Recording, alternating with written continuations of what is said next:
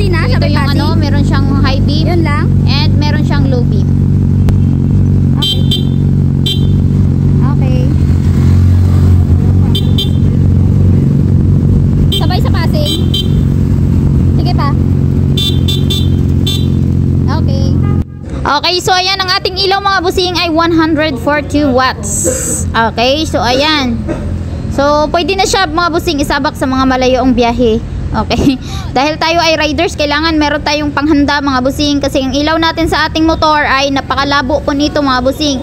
Kaya kailangan pagka nag-rides tayo, meron tayong protection sa ating lakad. Kasi yung mga minsan sa mga lalo na sa Tagaytay fog, sobrang fog mga busing.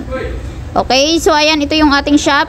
So kadalasan dito mga busing ay mga baba makina, mostly din na may nagkakabit ng ilaw. So ito yung Z9 ay kinakabitan natin ng ilaw mga busing. Until now hindi pa rin tapos. Okay? And then yung Bistrom, ayan, Bistrom 1000. Bistrom 1000 mga busing ay ano natin, ginawa natin dyan full maintenance ito mga busing kasi kailangan daw na ayusin. Dadalhin daw sa probinsya kaya kailangan ano siya, komportable siya sa kanyang lakad. So ayan. So, yan ang mga gawa natin for today.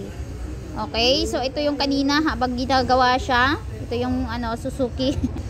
Ito yon kanina habang ginagawa natin. So, maraming pila po kanina mga busing. Dito naman sa shop mga busing, magagawa naman yung mga mga motor nyo. Basta mag-antay lang kayo talaga mga busing. Kasi dito sa shop, hindi po kami nagmamadali mga busing. Pagdating dito, hindi po namin basta-basta ginagalaw yung motor. Pinapalamig pa po namin yan. Dahil ayaw namin magalaw ng tornilyo dahil siyempre bagong dating pa yung motor mainit, so siyempre kailangan palamigin muna kasi yung yung tornilyo niya kung galawin mo kaagad pagbalik mo maluwag na siya. So ayan, hindi po kami basta-basta nagtatanggal mga busing, pinapalamig pa po namin yan.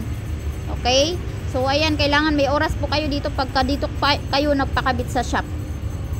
Okay, so ayan, thank you so much. Patapos na rin tong isa. Okay.